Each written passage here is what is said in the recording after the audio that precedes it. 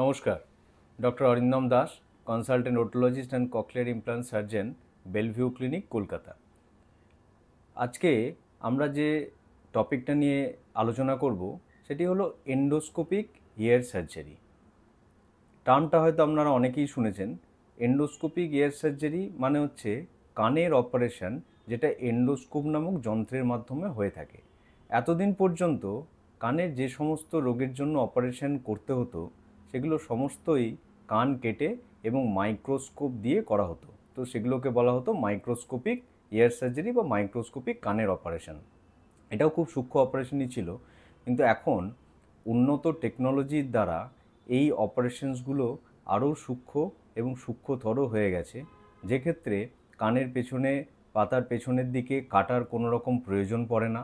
কানের ভেতরে এই যন্ত্রের মাধ্যমেই অপারেশন সম্পূর্ণভাবে সফলভাবে করা সম্ভব হয়।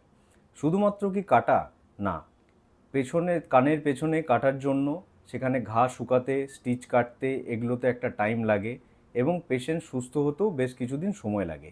এন্ডোস্কোপিক ইয়ার সার্জারির মাধ্যমে অপারেশন করলে ব্যথা, যন্ত্রণা এগুলোও যেমন হচ্ছে যে কম হয়, সেরকম পেশেন্ট বা রোগী খুব তাড়াতাড়ি সুস্থ হয়ে ওঠেন এবং তার নর্মাল দৈনন্দিন জীবনের যে কাজের মধ্যেও ফিরে যেতে পারেন কয়েক দিনের মধ্যেই।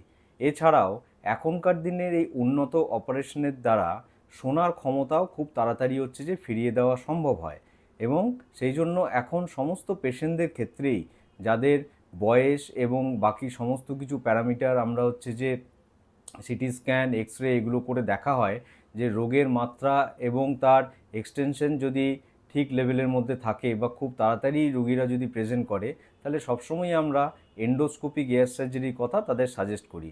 সেক্ষেত্রে কান কাটার কোনো দরকার পড়ে না, রোগী খুব তাড়াতাড়ি কয়েকদিনের মধ্যে সুস্থ হয়ে যান এবং তার দৈনন্দিন জীবনের কাজের মধ্যে যোগ দিতে পারেন।